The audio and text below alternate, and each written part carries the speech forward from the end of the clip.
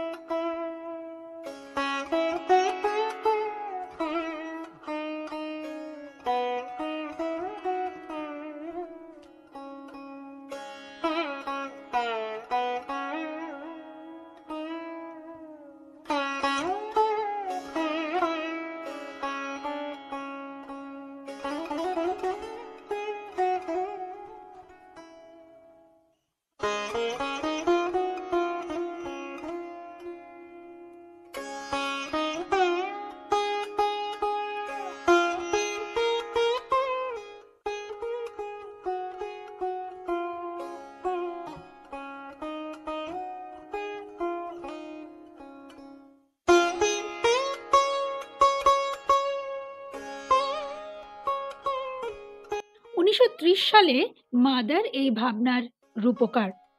মধ্য ৬০-এর দশকে ভারত সরকার ভাবনাটি ইউনেস্কোর সাধারণ সম্মেলনে পেশ করে। ১৯৬৬ সালে ভবিষ্যৎ মানবতাবাদকে প্রাধান্য দিয়ে তার গুরুত্ব অনুধাবন করে ইউনেস্কো যথেষ্ট উৎসাহের সঙ্গে তাতে সম্মতি প্রদান করে। বিবিধের মধ্যে ঐক্যের বাস্তব রূপায়ণ হয় এই অরোভিলেতে।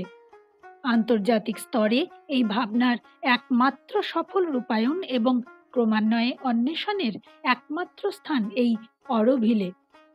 ভারতের বিভিন্ন রাজ্য সহ ১২৪টি দেশের প্রতিনিধির উপস্থিতিতে এখানকার বিখ্যাত বট গাছের কাছে এই ভবিষ্যৎ উপনগরীর শুভ সূচনা হয়।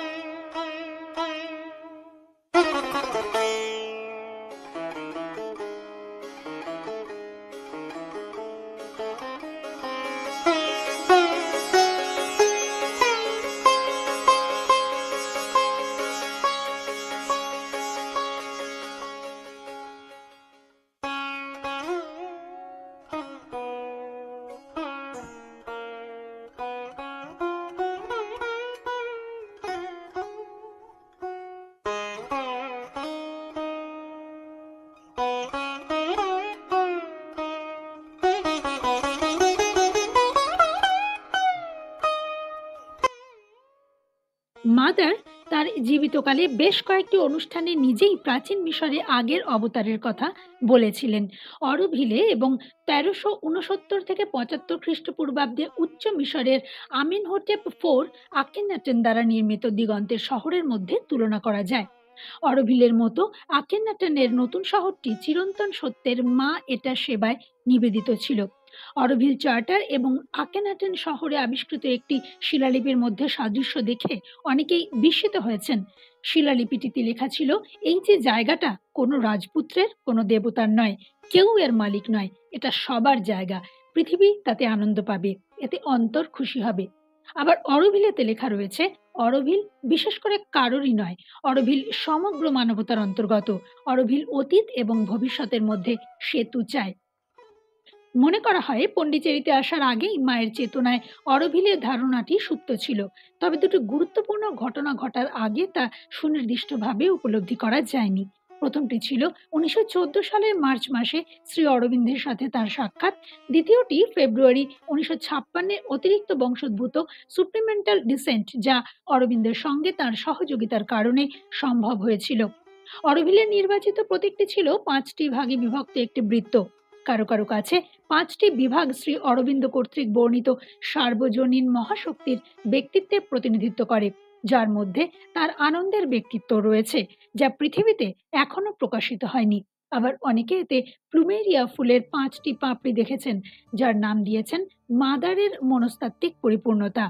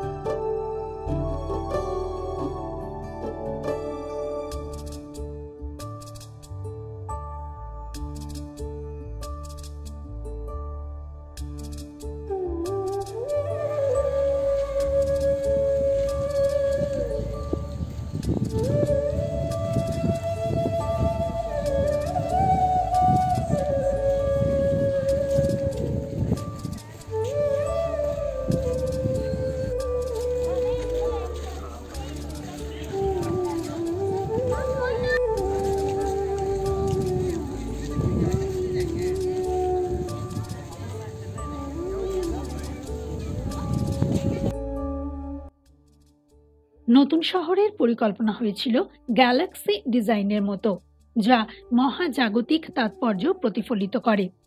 মাদারের ভাবনা ছিল কেন্দ্রে মাতৃমন্দির ভোরের নগরীতে সূর্যের মতো উদিত হবে, একটি নতুন যুগের সূচনা নির্দেশ করবে। স্থানটিকে ভোরের শহর নামেও, অর্থাৎ দ্য সিটি অফ ডন নামেও অভিহিত করা হয়। বিভিন্ন দেশের প্রায় ৫০,০০০ মানুষের বাস এই উপনগরীতে।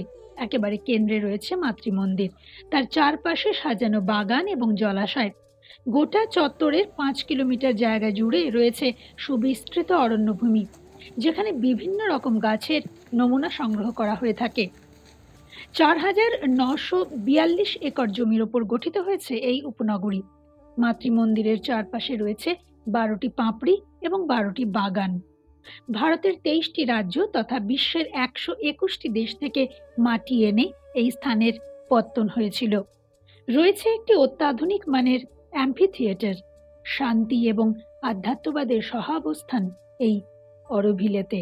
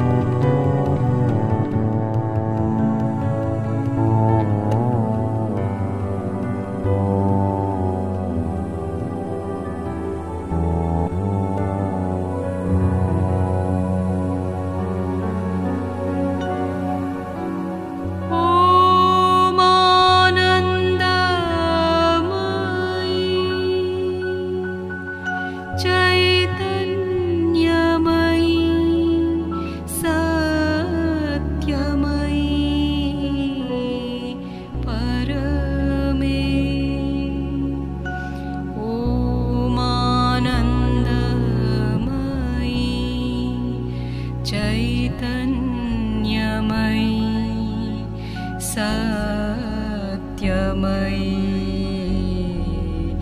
परमे ॐ आनन्दमयी